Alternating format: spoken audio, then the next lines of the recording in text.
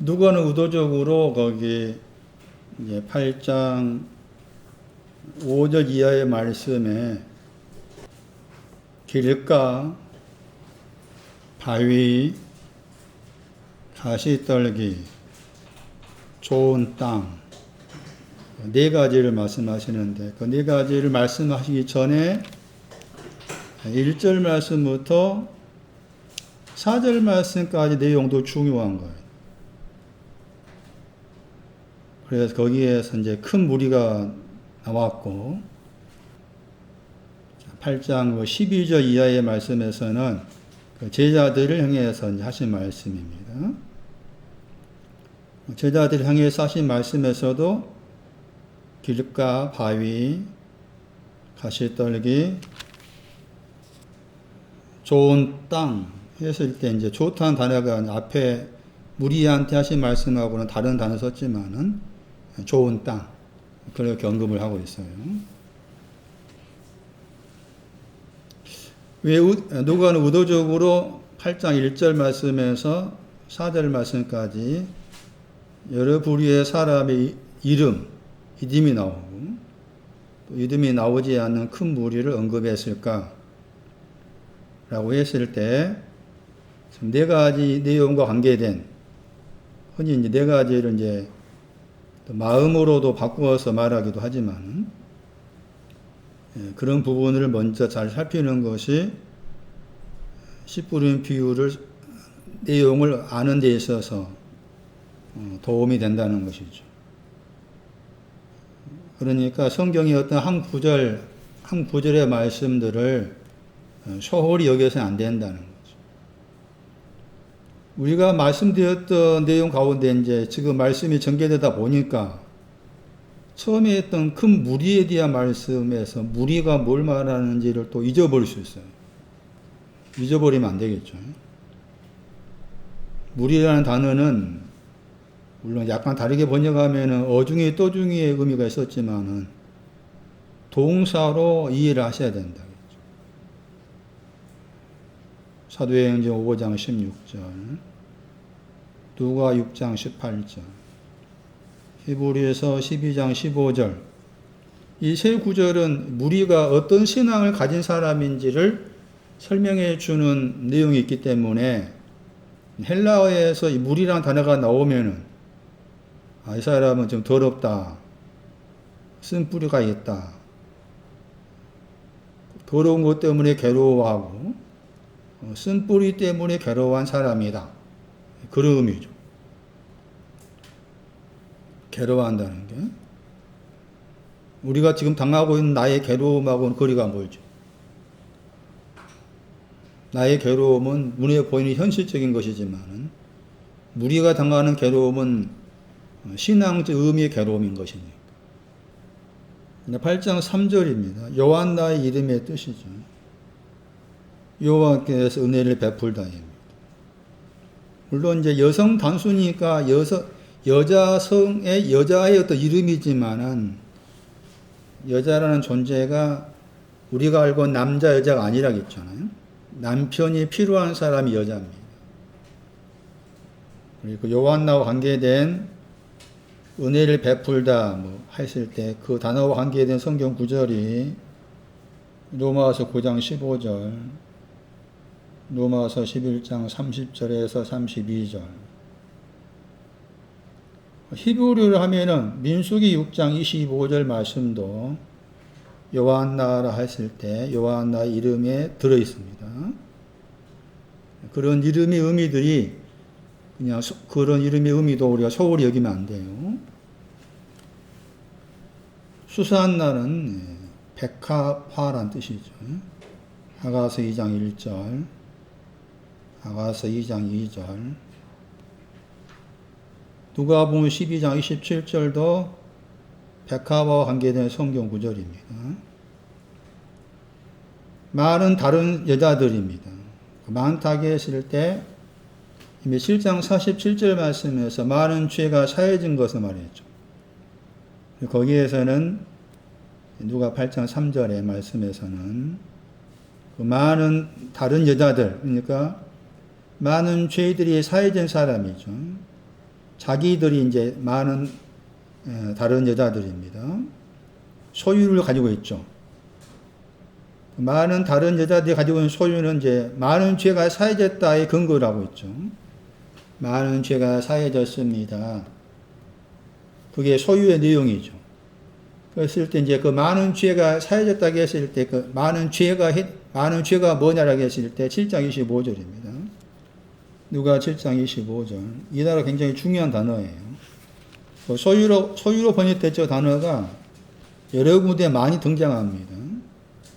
사실은 이 단어를 이해하기가 쉽지 않습니다. 동사입니다. 동사. 소유란 단어가 동사. 번역은 이제 여기 7장 25절 보시면 거기에서 번역을 지내다 번역했죠. 지내다. 누가 19장 8절에서도 삭개오가 말한 내용 가운데 이 단어가 나옵니다. 누가 19장 8절 보세요. 거기 소유로 번역했죠. 소유의 절반을 가난한 사람들한테 준다는 말합니다. 이 말씀도 이해하기가 쉽지 않습니다. 소유의 절반을 가난한 사람들한테 준다. 이 구절도 소유가 뭔지 알아야 되잖아요. 소유가 무엇이길래, 그러니까 지금 삭개오가 자기가 지금 소유를 가지고 있다 그 말이고, 가지고 있는 그 소유의 절반을 준다고 하죠. 가난한 사람한테. 그래서 가난은 문자적 가난이 아니죠. 마태오 5장 3절 말씀처럼 그 영을 향해서 가난한 사람. 약간 다르게 번역하면은 만들기 시작했다. 그렇게 번역하셨어요. 거기에 시작하다 단어가 들어있고 아래란 단어가 들어있어요. 아래 더하기 시작하다 단어의 합성어입니다. 시작을 만들다. 시작을 만들다. 만드는 것이 시작되었다. 그런 말인데, 그 내용이 이제 여기 누가 7장 25절이에요. 누가 7장 25절은 슈파르코, 저 단어가 나왔을 때 주로 이제 소유로 많이 번역했던 단어인데, 동사라고 했잖아요. 그랬을 때, 누가 7장 25절 말씀이 소유를 설명할 수 있는 중요한 구절입니다. 저게. 소유가 뭐냐. 만들기 시작했다고 했을 때 만들기 시작한 내용이 뭐냐를 설명할 중요한 구절. 두 가지가 나오죠. 화려한 옷이 나오고 사치가 나오죠. 그리고 그 화려한 옷하고 사치가 어디에 있는가 하면 왕궁에 있다겠죠. 왕궁이라는 단어는 왕이라는 단어의 형용사입니다. 두 번 나오는데 베드로전서 2장 9절에 나오죠. 왕 같은 제사장 할 때 거기 나옵니다. 그러니까 왕 같은 제사장이라고 했을 때 왕 같은 내용이 뭐냐를 설명한 구절이 있죠. 또 왕 같은 제사장들이 했을 때 왕 같은 내용이 뭐냐를 설명하는 구절이기도 하죠. 화려한 옷하고 사치입니다. 사치. 이것이 이제 많은 죄들에 속한 거예요. 화려한 옷하고 사치가 있었는데 많은 죄들이 있었다고 말이죠. 그 많은 죄들이 사해졌다 하는 것이 이제 8장의 그 내용과 연관된 8장 3절하고 화려하다는 단어는 영광 더하기 안이라는 단어의 합성어입니다. 영광이 안에 있다는 말. 그러니까 옷이 있는데 그 옷은 영광이 안에 있는 옷을 가지고 있다. 그런데 그것을 이제 많은 죄들에 속한 내용을 설명합니다. 왜 영광이 안에 있는 옷을 입고 있는데 그게 죄들이 될까라고 했을 때 그 영광이 안에 있다는 의미가 부정적인 개념이 들어있는 거죠. 영광이라는 그 단어를 말할 때에도 영광의 단어가 딱 하나의 뜻만 있는 것이 아니에요. 여러 가지 뜻이 나옵니다. 그러니까 하나님께 영광 돌린다고 했을 때 그런 표현이 나올 때도 영광을 하나님께 돌린다, 주신다고 했을 때 영광을 주시는 그 내용이 뭔지를 살펴야 되는데, 그래서 이제 영광을 말할 때도 해의 영광, 달의 영광이란 말 나오잖아요. 고전 15장 40 몇 절에 보시면 또 별이 나오고 별과 별이 영광이 다르다. 영광이란 말을 그렇게 많이 사용하는 거예요. 그러니까 하나님께 영광을 돌린다는 말을 그냥 딱 한 가지, 물론 그 내용이 있지만은 그 전에 많은 영광을 거쳐서 그래 되는 거예요. 많은 영광을 거쳐서 하나님께 영광을 줍니다. 이렇게 되는 것이지. 그냥 한 가지 영광의 의미가 아니라는 거죠. 여기에서 영광이 부정적으로 사용된 거예요. 고린도후서 3장 7절, 빌립보서 3장 19절 말씀이 영광 안에 있다, 화려하다 했을 때 화려한 내용을 설명한 구절이에요. 사치하다 하는 저 단어는 히브리어의 에덴 할 때, 에덴 동산이 에덴 할 때 에덴의 히브리어의 뜻이기도 합니다. 사치가. 베드로후서 2장 13절, 야고보서 5장 5절도 사치에 대한 내용과 관계는 중요한 구절입니다. 그럼 그 여러분 집에 가서 공부하시기 바랍니다. 그래서 이 사치하고 화려함의 영광 안에 있는 옷은 지금 부정적 의미로 사용되었다. 그것을 많은 죄로 설명할 수 있고, 그 많은 죄가 사해진 많은 다른 사람들, 많은 다른 여자들. 다시 돌아오시면은 누가 8장 3절에 많은 다른 여자들의 소유, 많은 죄가 사해졌습니다 하는 것이 이제 소유의 내용이라 할 수가 있겠고, 또 다른 한 내용으로는 섬기다 하는 그 단어와 관계해서 섬기는 것이 무엇이냐라고 했을 때, 그게 베드로전서 4장 11절이 섬기다 했을 때 섬김을 설명할 수 있는 중요한 중심 구절 중 하나입니다. 섬기다가. 다시 말씀드리면은 많은 다른 여자들을 했을 때 그 많은 다른 여자들은 소유를 가지고 있다. 가지고 있는 그 소유의 내용이 7장 거기 25절 사치와 영광 안에 있는 옷이었어요. 많다 하는 그 단어가 많은 죄가 사해졌다 할 때 사용되었다. 왜 제가 누가 8장 3절을 다시 설명하는가 하면은 많은 다른 여자라고 했을 때 그 다르다는 단어가 어디 나왔습니까? 8장 6절에 나왔죠. 8장 6절. 에? 찾았나? 거기 7절. 8절에 나왔죠? 거기 번역을 어떻게 번역했어요? 저렇게 번역하면 안 돼. 다르다고 번역해요. 지금 무슨 말 하고 있는지 알겠는가요? 하면. 왜 제가 반복해서 말하는지 알겠냐? 8장 6절에 다른 것을 어디다 거기 떨어뜨려야 되겠죠. 다른 것을 어디에다가 바위를 향해서입니다. 다른 것을 바위를 향해서 떨어뜨렸다 했을 때 그 다른 것이 말씀이잖아요. 씨가 말씀이잖아요.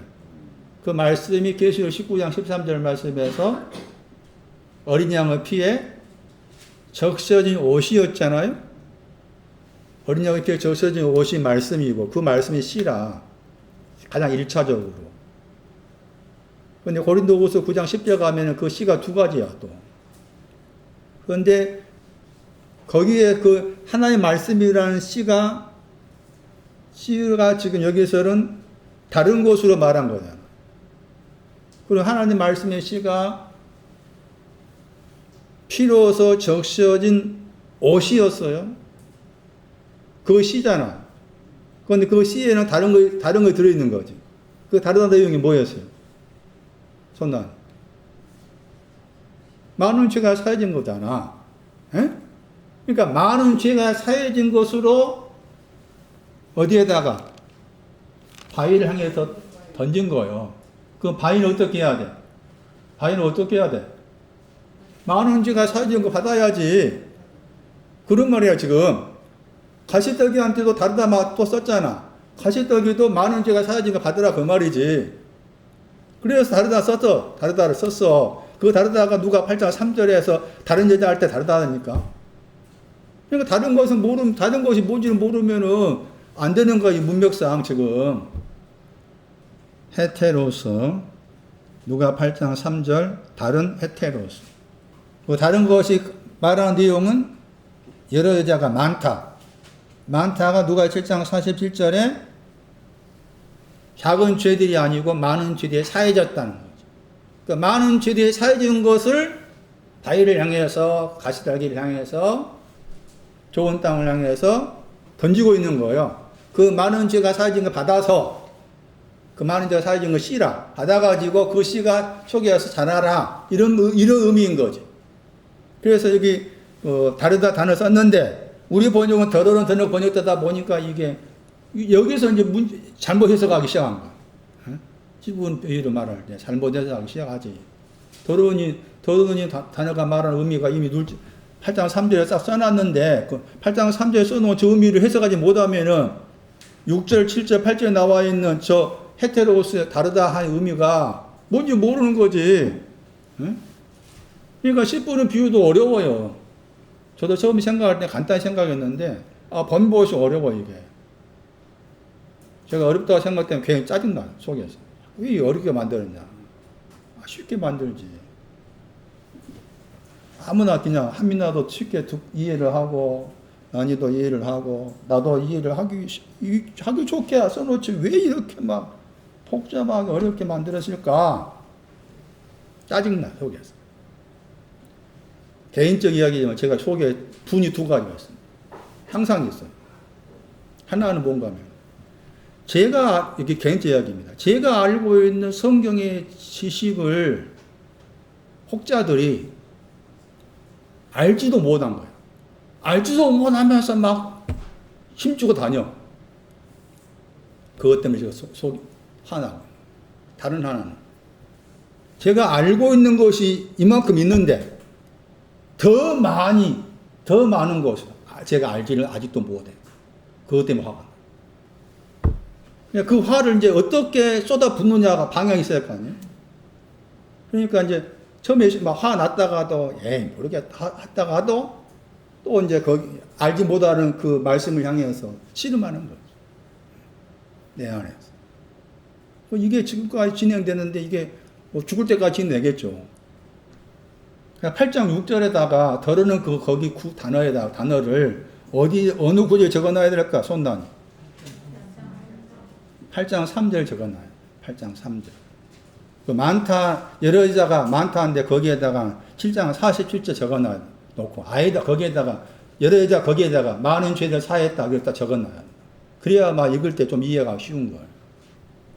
다시 합니다. 8장 3절에서 다른 여자들의 소유는 많은 죄가 사해졌다는 것이고, 다른 하나는 많은 죄가 사해진 그 소유를 가지고서 저희를 섬겼다겠죠. 이 저희가 제자들입니다. 저희가 제자들인데 제자를 섬겼다겠죠. 그리고 섬기다 할 때 이제 그 섬기다는 저 단어가 소유의 내용 속에 들어있다는데 그게 이제 말씀드린 것처럼 베드로전서 4장 11절. 물론 섬기다 내용도 베드로전서 4장 11절만 있는 것이 아니에요, 사실은. 그런데 이 구절에서는 소유의 내용 가운데 섬기는 내용이 소유니까 소유 내용 가운데 베드로전서 4장 11절을 인용해도 틀리지 않겠다는 겁니다. 거기 베드로전서 4장 11절 말씀에서 섬긴다 했을 때 내용 보시면은 풍류와 춤춘다 했을 때 춤춘다 단어의 동사가 나오죠. 춤추는 것을 섬기는 거예요. 베드로전서 4장. 만약에 거기 4장 11절 뒷부분에 만약에 어떤 사람이 봉사가 섬긴다는 거죠. 섬기려면 만약에 어떤 사람이 섬기려고 한다면 힘으로부터 힘이 뭐냐? 하나님이 공급한다겠죠. 공급하다 저 단어 속에 춤추다 할 때 춤이 들어있다겠죠. 누가 15장 25절에 춤이 들어있습니다. 그러니까 춤추는 것으로 공급하다. 그러니까 춤추는 것하고 힘하고 내용이 같은 거예요. 힘의 여기 힘이란 단어의 내용하고 공급하다 내용이 같다는 거예요. 그것으로 섬긴다 하는 거 누가 8장 3절이에요. 섬긴다 저 단어가 여기서처럼 번역할 때 이제 봉사하다 그렇게 번역을 합니다. 자, 그러면 또 한편 생각해야 될 것은 많은 죄들이 사해진 여자들이 제자들을 섬겼다고 했을 때 그러면 제자들은 많은 여자들을 통해서 섬김을 받는 거잖아요. 그럼 섬김을 해주는 여자들의 신앙하고 섬김을 받는 제자들의 신앙을 비교했을 때 어느 신앙이 더 높은 거예요? 제자들 높은 거요? 많은 다른 제자들 높은 거예요? 예? 한민아. 누가 높아? 많은 다른 제자들이지. 그러니까 신앙이 높은 사람이 낮은 사람을 섬기는 거야. 제자들은 아직 이게 다른 제자들한테 섬기를 받아야 돼. 그 말은 많은 죄가 사해졌다가 아직 모른다고 말이에요. 제자들은. 그러니까 많은 다른 제자들이 제자들을 섬기는 거예요. 섬긴다 의미가. 섬긴다고 했을 때 섬기는 내용이 뭐로 섬긴다고? 베드로전서 4장 11절 말씀에 힘으로 힘의 내용이 춤이었잖아요. 그 힘과 관계된 춤의 내용으로 섬긴다. 자, 여기서 생각하는 것이 오늘날 교회가 봉사한다만 쓰잖아. 이 섬긴다 다르게 번역하면 봉사한다. 우리가 봉사해야 됩니다. 주님을 위해서 교회가 봉사해야 됩니다. 했을 때 그 교회가 봉사한다 또는 하나님께 봉사한다 했을 때 그 봉사의 개념을 어떻게 이해하는가 하면은 겉에 것 보이는 것. 여기 말하는 것 섬기는 보이는 것이 아니요. 그렇잖아요. 힘, 춤, 신앙적 내용인 거예요. 그러니까 봉사한다 하는 것은 눈에 보이는 것 봉사하는 것이 아니란 거예요. 제 말은. 응? 또 그렇다고 해서 필요 없다가 아니잖아. 그 정도 필요하겠지만 그 봉사 그 자체는 이 단어처럼 다른 구절 가면은 책망할 것이 없는 것이 말 나와. 예? 책망할 것이 없는 거 섬긴다 그런 말 나와. 그러니까 봉사한다 뭐 섬긴다는 개념을 눈에 보이는 것으로만 생각해서 안 된다. 오히려 보이지 않는 내용의 신앙적 의미의 섬김이 더 많다는 거죠. 신앙적 의미의 섬김이 더 많은 것이지 보이는 것으로 섬긴다 하면 곤란하다. 잘못 알다 보니까 자꾸 보이는 것으로 섬기려 해. 어제도 제 막내 동생이 전화 와가지고 할 일이 있어서 전화했는데 그 동생이 이제 자기 하고 있는 일을 이제 11월 말쯤 그만두고 지방 소도시에 가가지고 교회를 위해서 봉사하고 하나님을 위해서 봉사하고 싶다. 돌아버리겠어. 제 동생이지만 돌아버리겠어. 돌아버린다 말을 못하지. 거기에 대해 제가 말한다고 해도 말 알아듣지 못하니까 대부분 다 그러게 된다. 이 단어 굉장히 중요하다. 고린도후서 3장 가면은 이 단어의 명사가 나와. 많이 나와 거기에. 아마 번역 어떻게 번역했는가? 보실래요? 얼마 많이 나오는가? 3장 7절. 직분 단어입니다. 3장 8절. 영의 직분.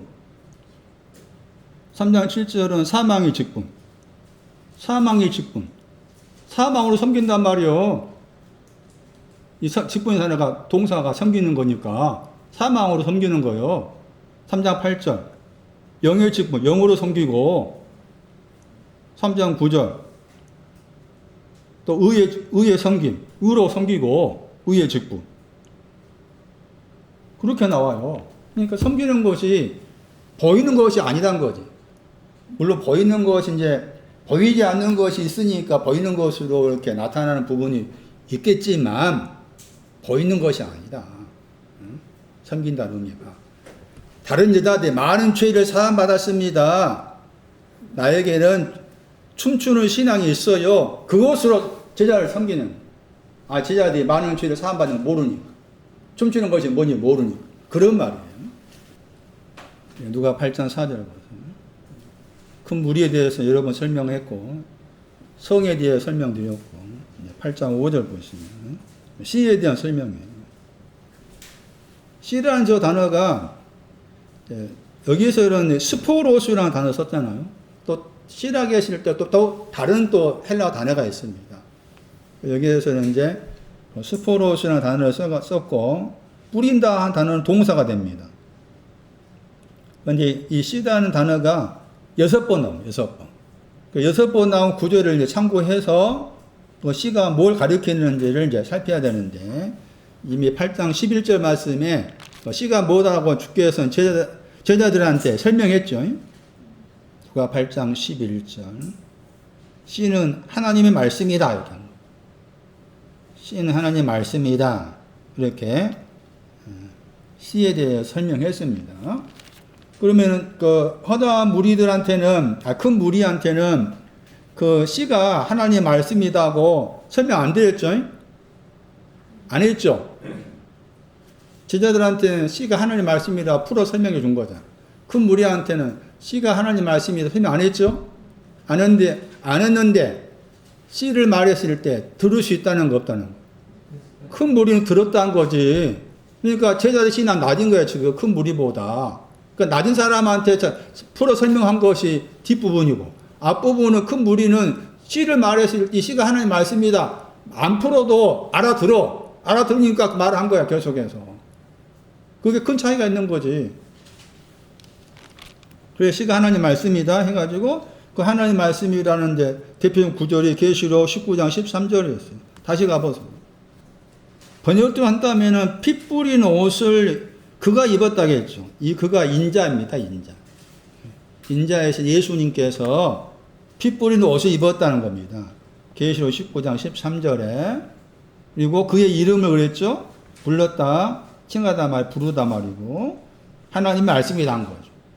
하나님 말씀이다. 하나님 말씀은 인자의 이름이면서 동시에 내용은 인자가 피 뿌리는 옷을 입었다 하는 겁니다.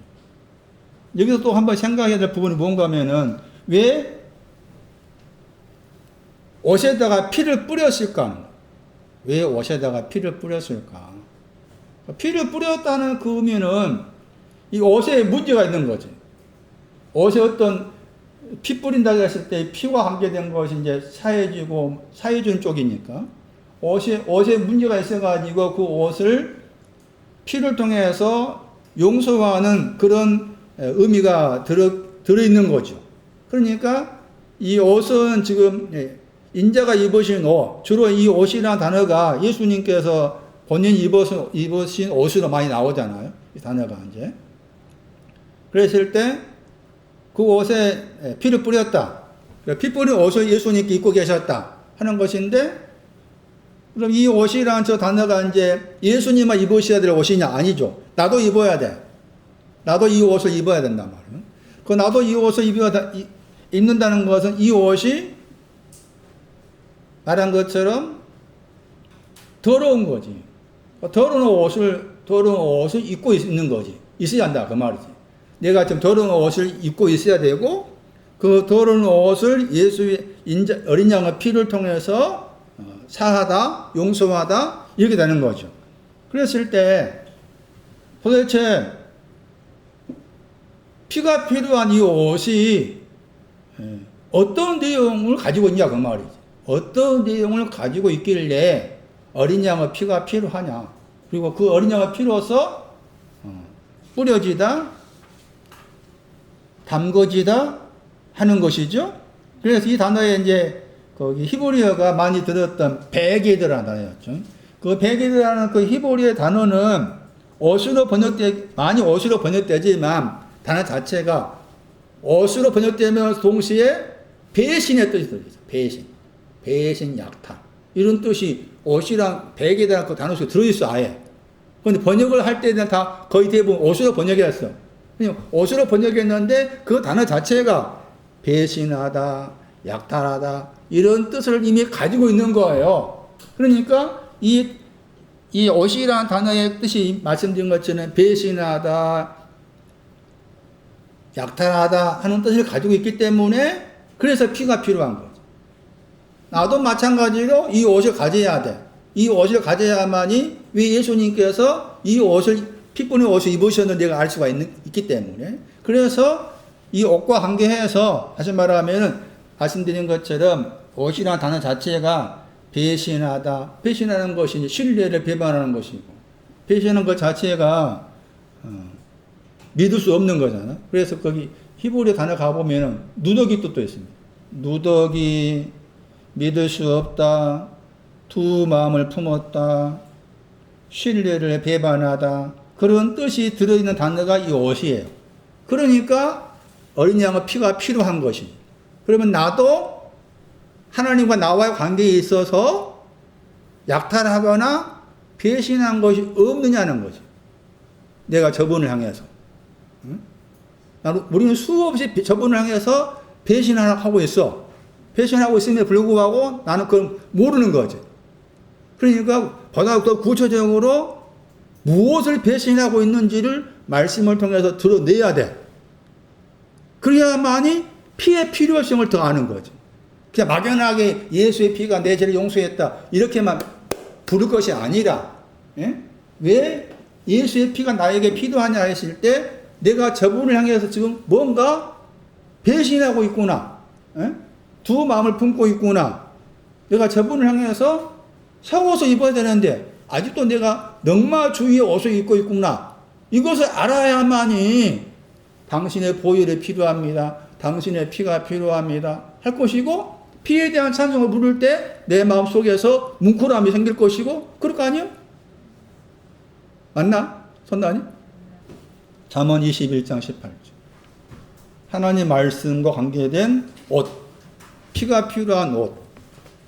왜 피가 필요하느냐? 잠언 21장 18절.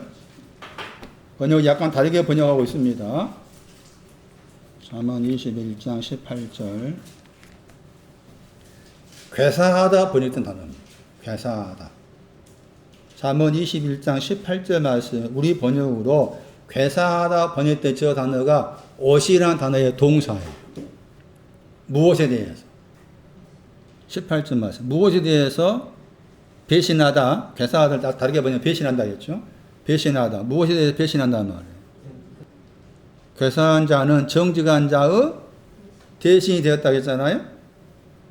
정직한 신앙에 대해서. 정직한 신앙을 배신하는. 정직한 신앙이 뭐였어요? 사무엘상 6장 12절 베세메스. 베세메스 길이 정직한 신앙인데 그것을 배신하고 내 안에서. 그 말은 내가 베세메스, 다음 시에 베세메스 거기 설명할 텐데, 더 다시 설명할 텐데, 그 베세메스의 길로 똑바로 가야 되는데 내가 아직도 못 가고 있어. 여러 가지 이유로. 그 자체가 내가 지금 배신하는 옷을 입고 있어. 그러니까 뭐가 필요해? 그래서 피가 필요한 거예요. 그건 이미 저분은 그걸 아시고서, 그 말이죠. 그걸 아시고서 피 묻은 옷을 입고 계신 거예요. 그럼 내가 할 수 있는 일은 나의 옷을 입고 계신다, 그 말이지. 인자가 처형의 정직한 신앙을 배신하는 처형의 그 옷을 저분께서 피를 뿌려가지고 입고 계셔. 그럼 내가 할 수 있는 일, 내가 할 수 있는 일은, 내가 베세메스 길로 똑바로 가야 되는데 내가 못 가고 있구나 알아야지. 그걸 알아채야만이, 저분께서 이런 나의 배신하는 옷을 저분께서 피를 뿌려가지고 입고 계시는. 나 좀 봐라, 그 말. 내가 너의 그 옷을 입고 있으니 너는 나 좀 봐라. 내가 저분을 보려면은 방금 말한 것처럼 베세메스 길로 가야 되는 거기에 대해서 내가 가지 못하고 있는, 또 가고 싶은 마음도 없는 경우도 있겠고, 가려고 하는데 불구하고 속에서 안 되는 경우도 있겠고, 그런 경우 있겠잖아요. 그것이 배신한 거. 그것이 옷이요. 그 다음에 25장 19절. 환난 날에 진실치 못하다. 진실치 못하다. 배신하다. 환난의 날이 있는데 진실치 못한 거예요. 환난의 날에 진실치 못하다. 환난의 날 안에서 배신하였습니다. 거기서 이제 우리가 나오잖아요. 환난의 날에 환난의 날을 맞았어. 근데 그 환난의 날에 의뢰를 하는데 의뢰의 대상이 배신하고 있는 자를 의뢰하고 있어. 이런 표현이죠. 배신하고 있는 자를 의뢰하고 있다. 그러니까 거기 번역 보시면은 뒷부분에 부러진 이와 부러진 이빨을 말하고 상징적으로 위골된 발 같다 했잖아요. 환난의 날에 진실치 못한 자, 배신한 자를 의뢰하는 의뢰는 그랬잖아요.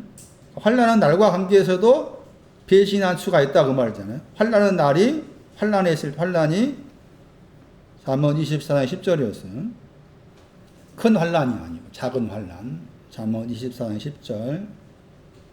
코와 의가 작다. 대부분 여기에 빠질 수 있습니다.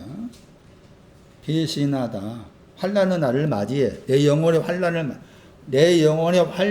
나를 내가 만나실 때 배신하고 있는 자를 의뢰하는 경우. 그런 경우가 지금도 수없이 많습니다. 욥기 6장 15. 하나님의 말씀을 설명하면서 지금 하나님의 말씀이 피 뿌린 옷과 관계에서 나왔기 때문에 옷에 대한 옷이 무엇을 말하는지를 설명하고 있습니다. 욥기 6장 15절. 나의 형제는 내게 성실치 아니해. 나의 형제가 있는데 형제는 나에게 배신했다. 나에게 배신한 것을 뭘로 말하는가 하면 나에게 배신한 것은 번역을 하면 시냇물에 마른 같다겠죠. 욥기 6장 15절에 배신하다 시냇물에 마른 같다. 마름이란 말은 없고 시냇물이야 나누죠. 아모스 5장 24절 의를 말합니다. 의의 신앙이 와도 배신한다 그런 의미입니다. 나할이라는 단어인데 이 나할이라는 단어가 여기서처럼 시냇물 번역하지만 강 그렇게 많이 번역됩니다. 강. 그 내용이 이제 아모스 5장 24절에 의를 말합니다. 의의 신앙을 가져도 배신할 수 있다 그 말입니다. 하박국서 2장 5절 술이 포도주입니다. 하박국서 2장 5절 1831조 술이 포도주인데 거기서 번역을 즐기다 번역했죠. 포도주가 배반하게 합니다. 포도주와 관계된 성경 구조 가운데 여러 군데가 있지만 창세기 49장 11절 말씀이 포도주를 설명하시는 중요한 중심 구조를 알 수가 있죠. 포도주를 씻는다. 죄악을 씻었다. 죄악을 씻었다 이 뜻인데 죄악을 씻었다 할지라도 배신할 수 있다고 말이죠. 배신한다. 즐기다 번역했지만 배신하다. 사사기서 9장 23절 악한 영을 보내심에 아비멜렉을 배반했다 번역했죠. 여기는. 배반하다. 악한 영과 연관. 악한 영. 이 악한 영이 누가복음 그 8장 2절 말씀에 헬라어로 같은 내용입니다. 악한 영. 고생스럽다. 열심히 일하다 하는 악한 영. 그 악한 영은 배반하게 합니다. 그래서 피가 필요하다. 시편 59편 5절. 왜 옷에다가 피를 뿌리느냐? 옷에 어떤 문제가 있느냐? 시편 59편 5절. 간사하다 번역했죠. 간사하다, 배반하다, 악인 나오죠.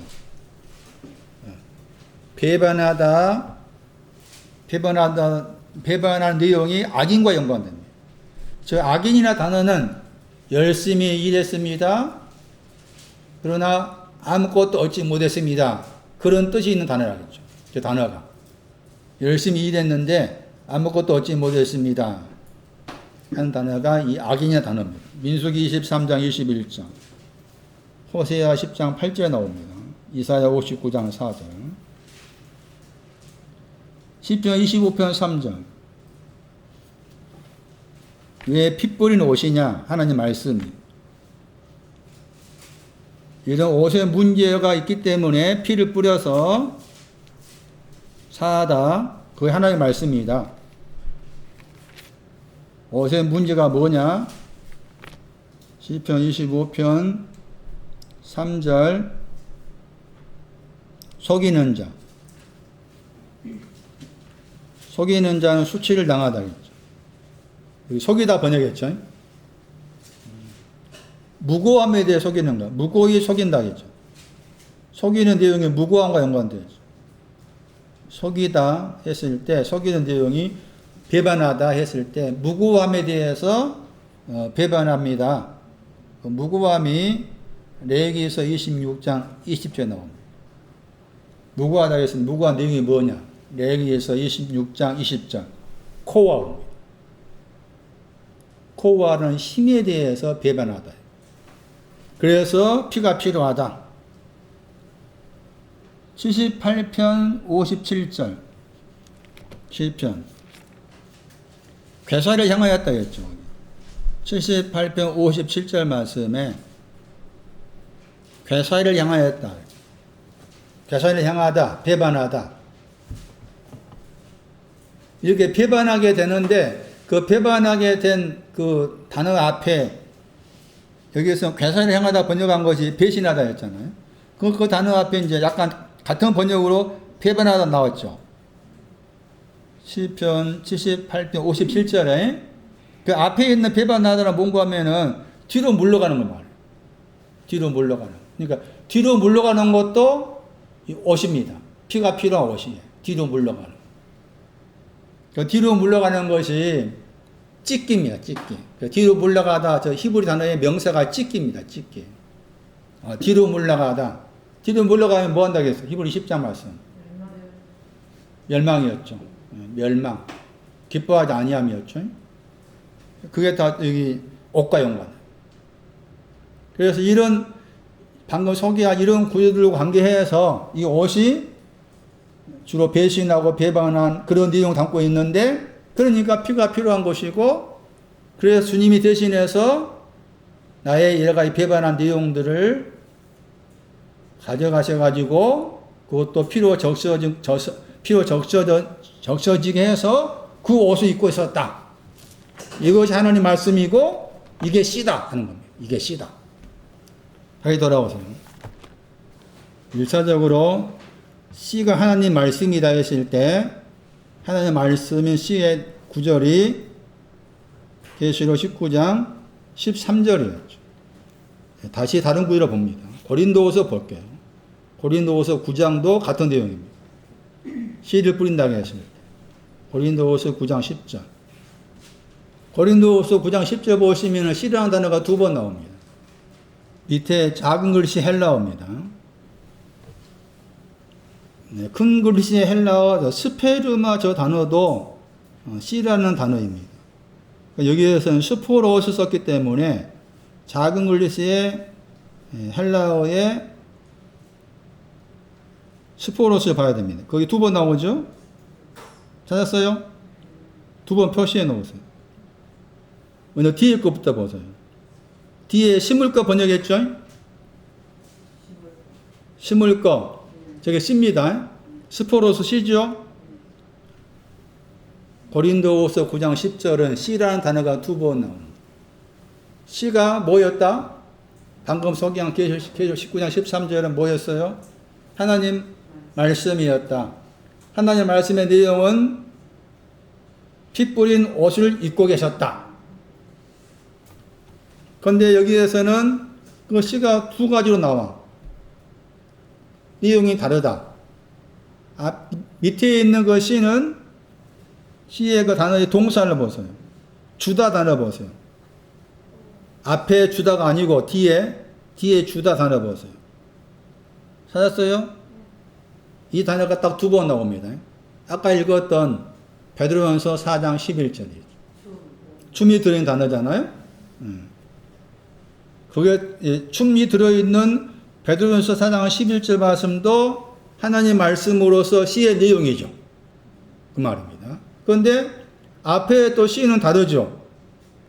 9장 10절 보시면은 주다 하는 저 단어가 번역을 주다라고 번역했는데 앞에 번역된 주다 하는 그 단어 보시면 앞에 것을 뭐라고 번역했어? 뭐라고 나와 있어요? 에피가 붙어 나오죠? 뒤에 것은 에피가 없어요. 차이가 있는 거야. 그 차이를 알아야 돼. 앞에 에피가 붙어 있는 저 C는 뒤에 있는 C보다 더 높다 그 말이지. 그러니까 에피를 붙인 거야. 에? 그냥 코레게오라는 저 단어하고 코레게오 거기에다가 에피를 붙여서 에피코레게오라 썼을 때 둘 다 지금 C를 말하는데, 그러니까 이 말씀에 고린도후서 9장 10절에 가면 C가 두 가지라고 말이죠. 하나님의 말씀에 C가 두 가지다. 계시록 19장 13절을 하면은 피를 뿌린 그쪽은 여기 지금 어디입니까? 여기 뒤쪽에 코레게오가 나와 있는 그쪽 십과고, 그 다음에 거기에다가 이제 에피를 붙여 나왔잖아. 에피를 붙여서 코레게오 쓴 거예요. 그러니까는 계시록 19장 13절 말씀이 내가 지금 옷의 내용을 가진 자로서 피가 필요합니다 했을 때 나를 대신해서 분께서 나의 이 옷과 관계된 것을 가져가셔가지고 거기에다가 피를 뿌린 옷을 가져가신 거예요. 내가 할 수 있는 일은 방금 소개한 그 구약의 그런 구조를 가지고 나는 저분을 이렇게 지금 배반한 사람이구나 알아야 되는 거고, 그랬을 때 그걸로 다 된 건 아니다 그 말이지. 거기에다가 뭐가 덧붙여야 되는가 하면은 에피가 덧붙여 있는 코레게오를 가져야 한다 그 말이지. 그래서 C가 두 가지 말한 거예요. 근데 이 에피 코레게오가 뭔가 하면은 이거 있어야만이 쉽게 말해 천국 들어가. 에피 코레게오가 있어요. 그냥 코레게오와 어쩔 수 없이 헬라어 쓰잖아. 우리는 이제 헬라어 듣는데 익숙해졌으니까 다른 사람들 뭐 들을 것도 없고 할 필요 없겠죠. 어쨌든 이 코레게오의 신앙으로는 천국이라는 그 내용에 못 들어가. 에피가 있어야 들어가. 그럼 에피 코레게오가 있으려면은 먼저 뭐가 있어야 돼? 이 코레게오가 있어야 하는 거야. 그래서 코레게오를 말하고 에피 코레게오 이야기한 거예요. 자, 에피 코레게오 베드로후서 1장 공고마다 번역했죠. 1장 5절에 공고마다. 그 공고마다 보시면 거기에 보시면 믿음, 더, 지식, 절제, 인내, 경건, 형제의의 사랑, 이게 다 거기 에피 코레게오 들어있는 거예요. 응? 베드로전서 1장 5절에. 그리고 다시 1장 거기 11절 나와. 1장 11절에 나오죠? 거기 주신다 번역했죠. 그리고 거기에 이제 에피코레게오가 있으면 뭐 한다겠는가 하면은 우리 번역으로 우리 주 고 구주 예수 그리스도의 영원한 나라가 왕국이잖아. 왕국에 들어감을 뭐 한다겠어요? 넉넉히 하겠죠. 넉넉히 주신다. 이게 에피코레게오예요. 예? 그러니까 코레게오하고 에피코레가 큰 차이가 있는 거지. 코레게오를 먼저 가져야 되고 춤을 가져야 되고 에피코레게오 춤이 들어있어요. 그냥 춤이 두 가지라 그 말이에요. 춤이 두 가지. 낮은 차원의 춤이 있고 큰 차원의 춤이 있고 에피코레게오를 가져야만이 방금 소개한 베드로후서 거기 1장 뒷부분의 말씀처럼 넉넉히 왕국에 들어간다. 이렇게 된 거예요. 거기에서 지금 고린도후서 9장 10절 말씀에서 하나님의 말씀이란 C가 두 가지로 표현된 것도 우리가 유심히 생각을 해야 된다는 것이고, 그렇게 보셨어요, 이제. 지금 하나님 말씀이란 C를 설명하고 있습니다. 그 C가 나와 있는 구절들을 보고 있어요. C라는 단어가 스포로스라는 단어였는데, 스포로스라는 C라는 단어가 몇 번 나온다겠는가 하면은 6번 나온다겠죠. 지금 몇 번 소개했어요. 누가 8장 5절 한 번, 누가 8장 11절 두 번, 그 다음에 고린도후서 9장 10절에 두 번 나왔죠. 맞아요. 마가 4장 26, 27장 이렇게 6번 나옵니다. 저 단어가. 스포로스가. 그러니까 고린도후서 9장 10절에 두 번 나오고 계시록 19장 13절 한 번 나오고 누가 8장에 두 번 나오고 마가 4장 26절 27절에 두 번 나와서 도합 6번 나온 단어가 씨라는 단어다. 하나님 말씀이란 씨다. 이 구절도 중요합니다. 마가 4장 구절. 마가 4장 26절 하나님 왕국을 말하죠. 하나님의 나라는 씨를 뿌린다겠죠. 여기서 뿌리다가 던진단 말입니다. 사람이 씨를 던진다. 어디 던지느냐? 여기서는 땅 위라겠죠. 땅 위에 씨를 던지는 곳이 딱 규정화 시켰죠. 땅 위다. 누가 8장은 그 씨를 씨와 관계해서 네 가지가 나오는데 여기 마가 4장에서는 땅 위에다가 던진다 이렇게 나와 있죠. 땅 위. 왜 씨를 땅 위에 던진다 했어요? 땅 위가 뭐냐? 2장 10절. 땅 위는 죄들이 사해질 곳이죠. 땅 위가 가리키는 것. 마가 2장 10절에 땅 위가 가리키는 내용은 죄들이 있어. 땅 위는. 죄들이 있는데 죄들을 사함 받아야 돼. 이거 땅 위입니다. 또 땅 위를 하실 때 마태 6장 가시면 땅 위에 뭐가 있다고 했어요? 땅 위. 점, 동로. 그거 다 땅 위에 있는 거예요. 마태 6장 19절. 땅 위라게 했을 때, 저 표현을 잘 기억하셔야 돼요. 땅 위라는 말 썼을 때, 죄들이 있는 곳이고, 죄들이 있기 때문에 죄들을 사함받는 곳이고, 땅 위라게 했을 때, 지금 말씀 땅 위라 말, 우리가 알고 있는 땅이 아닌 거야. 땅이 아니고, 땅 위라는 말은 점이 있고 동록이 있는 거야. 점과 동록이 있는 곳이 땅 위라. 그러니까 땅의 의미를, 이제 누가 8장에서는 누가 의도적으로 땅을 뭐라 말합니까? 땅을. 마음이라고 그래요, 땅을. 응? 땅을 마음이란다. 그 설명도 굉장히 중요한 겁니다. 땅을 마음으로 그렇게 바꾸어서 누가 의도적으로 그렇게 풀어놓은 거예요. 땅이 뭐냐? 마음이 땅이다. 마음이 땅이다. 다시 돌아오세요. 마가 4장 26절. 하나님 나라라고 했을 때 하나님 나라가 뭡니까? 하늘들의 나라하고 하늘들의 왕국하고 하나님의 왕국이라고 했을 때 표현의 차이는 있습니다만 그런데 이제 하나님 왕국이라는 표현이 나왔을 때 우리가 기억한 성경 구절로는 하나님 왕국 그러면 어떤 구절 기억해야 됩니까? 로마서 14장 17절 기억해야 되죠. 또 하나님 왕국 그러면은 하나님 왕국에 들어가려면 뭐 해야 됩니까? 뭐에 하나님 왕국에 들어간다고 했어요? 크게 두 구절 기억하셔야 돼. 하나님 왕국 그러면은 사도행전 14장 22절에 많은 환란을 통한다. 많은 환란을 통해서 들어가는 곳이 하나님 왕국이야. 많은 환란. 그 다음에 이제 로마서 14장 17절에 하나님 왕국은 거룩한 영 안에서 세 가지 나옵니다. 의와 평강과 희락의 기쁨입니다. 의와 평강과 희락이 거룩한 영 안에 있는데 하나님은 바울이 이제 자기가 하나님의 그 나라를 딱 그렇게 정의를 한 거죠. 자기가 이제 하나님 왕국과 관계해서 나름대로 뭐 말씀을 상고하고 또 말씀을 기록하면서 하나님 왕국은 먹고 마시는 것이 아니다 한 다음에 거룩한 영 안에 있는데 그 거룩한 영 안에 의도 있어야 되고 왜 이 표현을 썼는지 생각하시나 그 말. 하나님 왕국은 거룩한 영 안에 있어야 돼. 거룩한 영 안에 있어야 돼. 거룩한 영 안에서 의와 평강과 희락이 하나님 왕국이라고 딱 그렇게 나름대로 바울이 자기 나름대로 하나님 왕국을 연구하면서 규정화 시켰잖아. 그 구절이 굉장히 중요한 구절이지. 하나님 왕국을 설명할 수 있는 중요한 구절이라.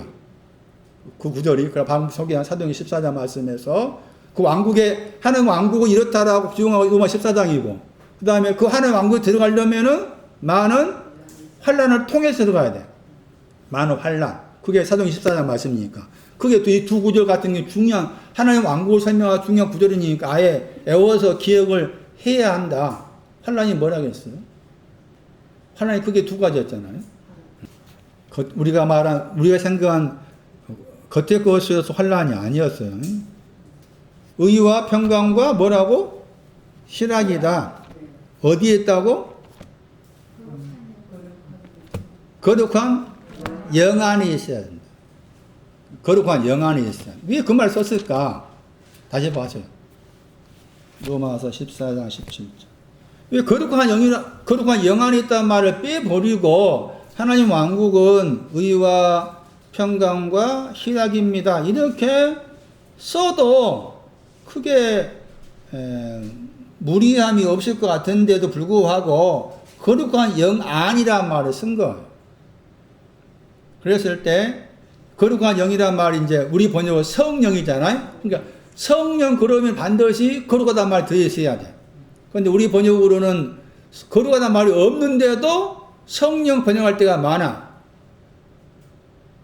무슨 말 알겠어요?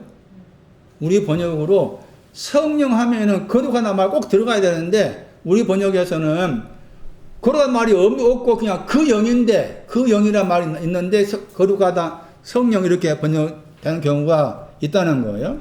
거룩하다 했을 때 거룩하다 말이 반대 개념을 생각하셔야 돼요. 거룩한 것이 뭐냐?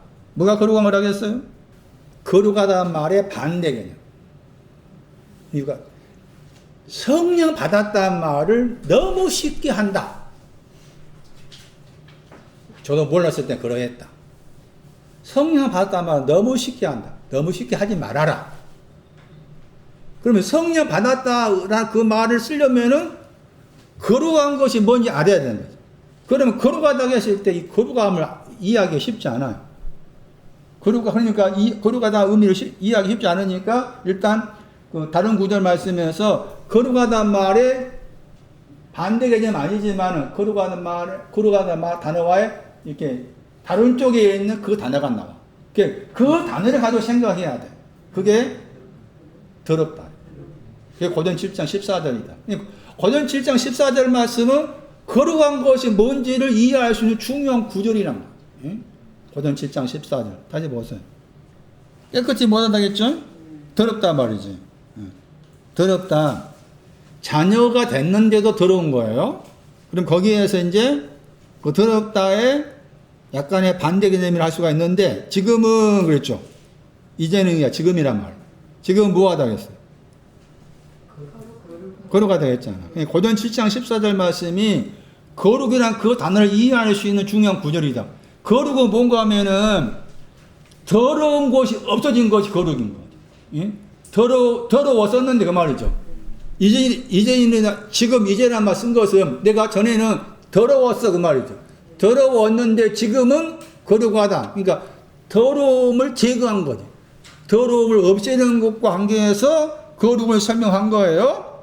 그러면서 또 다른 구절은 뭔가 하면 로마서 11장 16절이라 거룩을 말할 때 로마서 11장 16절 말씀에는 거룩이 크게 두 가지라. 로마서 11장 16절에 뿌리가 거룩에 그랬죠. 처음 익은 곡식가루가 거룩하다. 여기 로마서 11장 16절에 그러니까 거룩하다는 말 썼다 그 말을 말씀드린 것처럼 고전 7장 그 말씀에서 더럽다 했잖아요. 처음 익은 것도 더러웠었는데 이제 지금 거룩하게 되었다. 뿌리도 더러웠었는데 지금 그렇게 했다. 그런 개념이죠. 그래서 거룩의 의미가 두 가지죠. 하나는 앞에 것은 뭐였어요? 우리 번역을 처음 익은 곡식가루잖아요.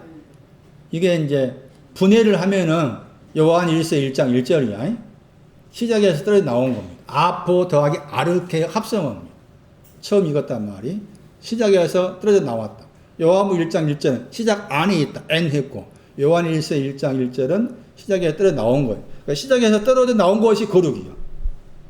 그런데 시작에서 떨어져 나온 거룩도 있어야 되지만은 시작에서 떨어져 나온 거룩을 하게 하신 것은 뿌리가 거룩하게 하기 위함. 그래서 뿌리가 거룩하다 말 나오죠. 뿌리는 시작에서 떨어져 나온 것보다 더 높은 위치에 있는 거예요. 뿌리가. 그래서 이 구절이 거룩한 것을 두 가지로 말씀하는 중요한 구절입니다. 그러므로 거룩한 영 안에 있다 그 말은 더러운 것이 없어져서 시작에서 떨어져 나온 거룩하고 뿌리가 거룩하다. 이게 다 가지고 있는 겁니다. 그것이 성령입니다. 성령.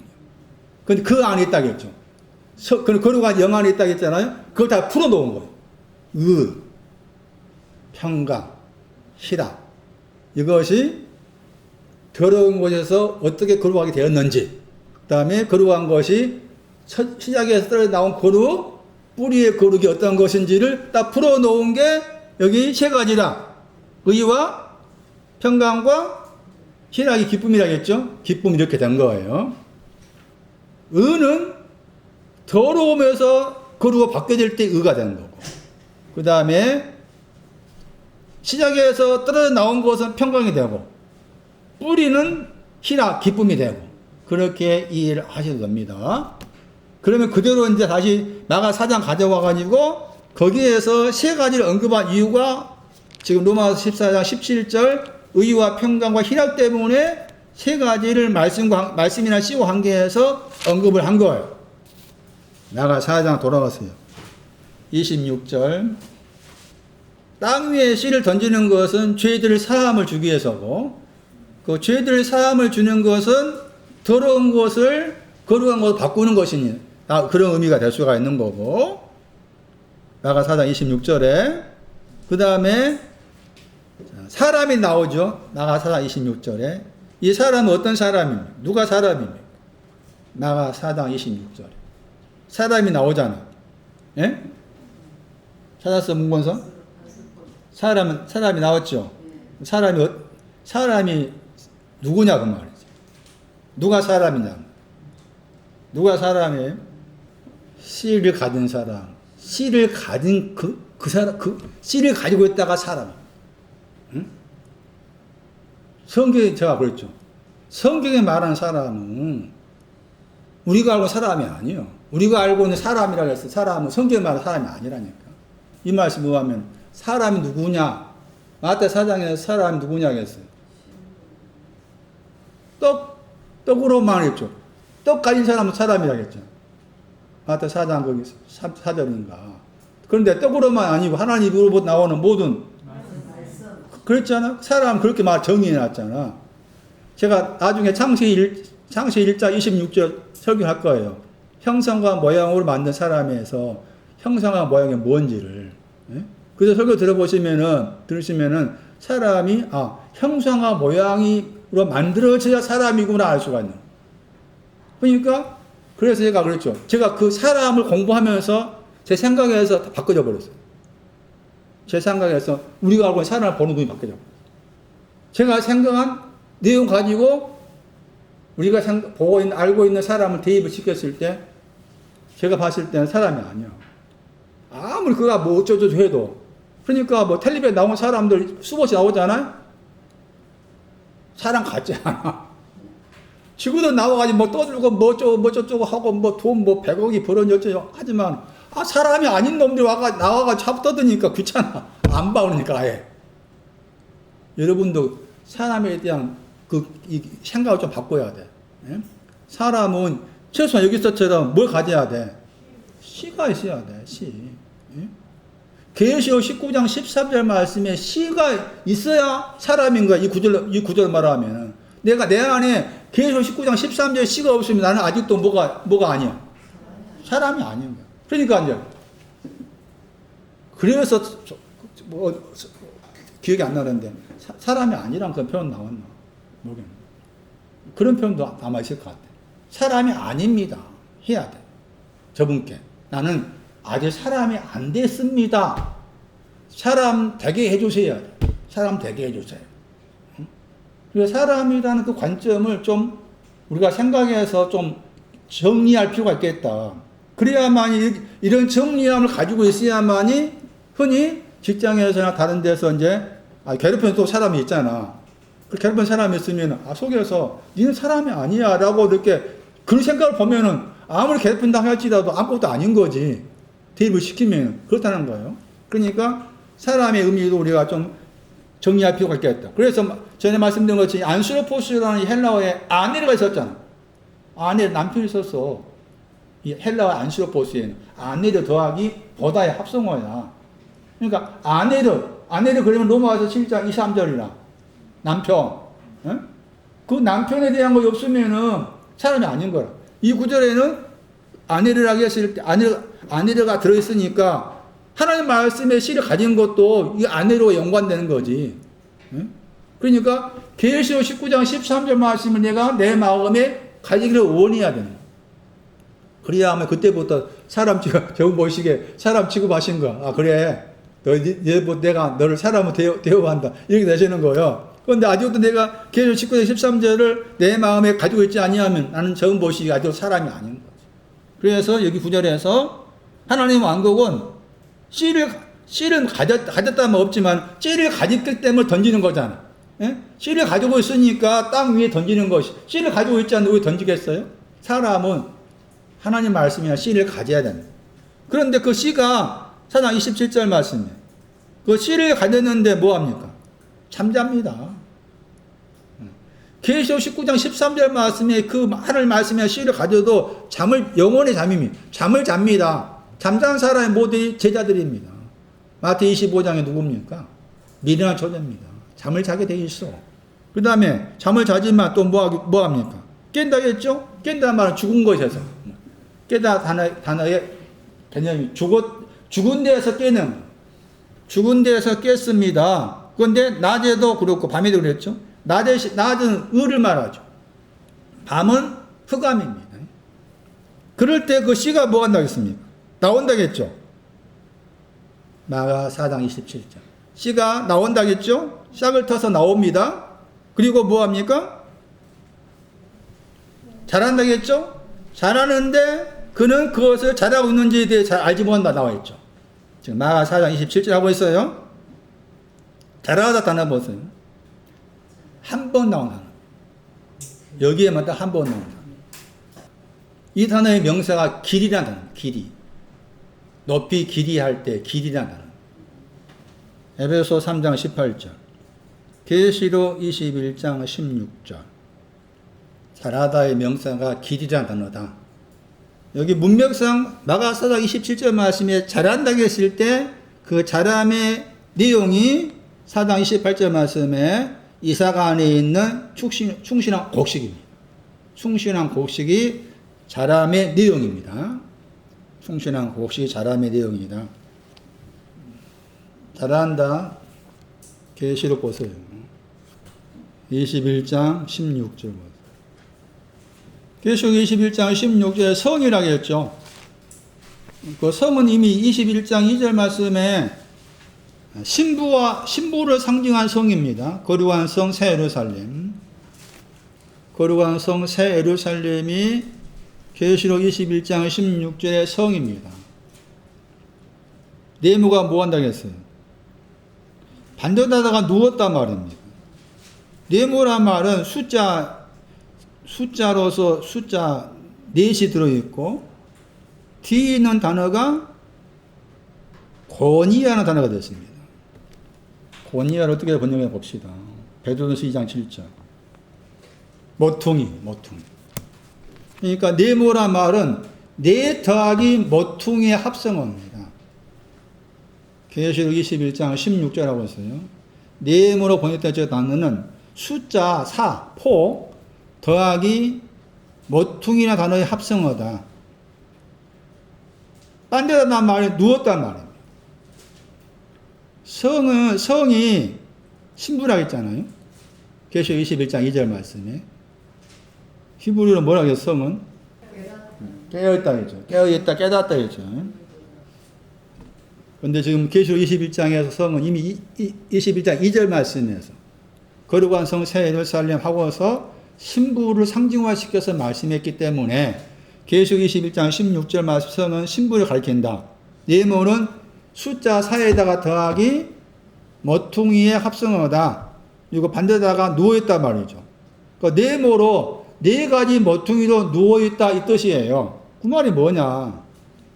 누워있다 저 단어예요. 반대다 번역했잖아요. 누워있단 말이에요. 누가 2장 12절.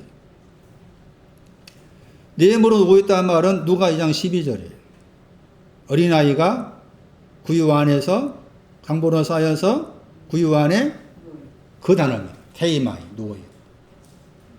강보로 쌓여서 구유 안에 누워있다 했을 때 그 누워있다가 계시록 21장 16절에 네모가 반듯하다의 내용입니다. 그 다음 보세요. 장 번역됐죠. 장. 저 길이라는 단어, 길이. 번역을 장 번역했죠? 길이라는 말입니다. 저 단어의 동사가 지금 마가 4장 27절 말씀에 자라다입니다. 자, 장이 길이라겠죠. 길이. 영어로도 길이입니다. 그런데 그 길이가 뭐 한다고 했어요? 길이하고 뭐하고? 뭐 같아? 광은 넓이란 말이지. 길이하고 넓이가 뭐 한다고 했어요? 같다겠죠. 길이가 넓이고 넓이가 길이다 그 말이죠. 넓이, 광, 누워보십니다. 나하, 이 신앙을 말. 장광이 그름이라. 그런데 길이라고 했을 때 길이하고 이제 광이 같다고 했잖아요. 그러니까 광이 길이고 길이가 광이다 이런 말인데 광의 신앙이 이미 말씀드린 우리가 그 배웠던 넓은 곳에 가야만이 싸움이 뭐해야 돼요? 싸움이 그친다고 했잖아요. 그게 광이다, 광. 내 안에 싸움이 그치는 것이 넓은 곳이 같다는 거지. 그래서 이제 시편 80 몇 편에 의하면은 너의 입을 넓게 열라 할 때 그 넓다 단어입니다. 입을 넓게 열라 할 때 넓다가 지금 다툼이 그쳐지는 거, 나합이나 이런 거 관계에서 말하는 거, 그게 광의 신앙이고 그것을 장과 관계에서 말한 거예요. 물론 이제 에베소서 3장 18절 말씀이 단어가 나옵니다. 그런데 이제 다른 구절 참고하면은 지금 뭘 말하고 있습니까?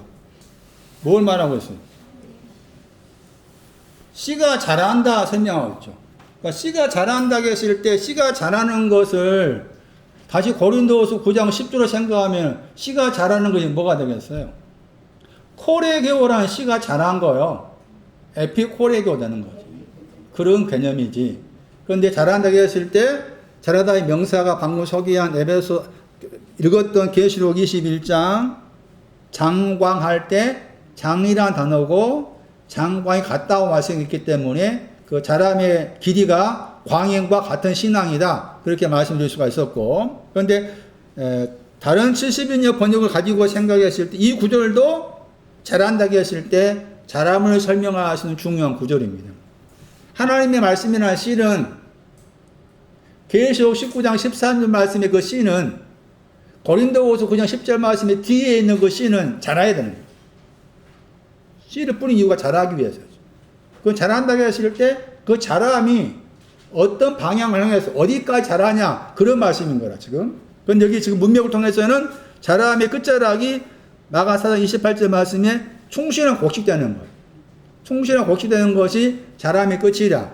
그런데 이제 자란다고 했을 때 길이 자란다 했을 때 지금 아까 전에 계시록 19장 말씀에서는 장광과 같이 연결해서 그걸 설명했지만 이 구절로 이해하시면은 자란다고 했을 때 길이다고 했을 때 길이의 신앙이 이런 것이구나 알 수 있는 것이에요. 그게 역대하에 나옵니다.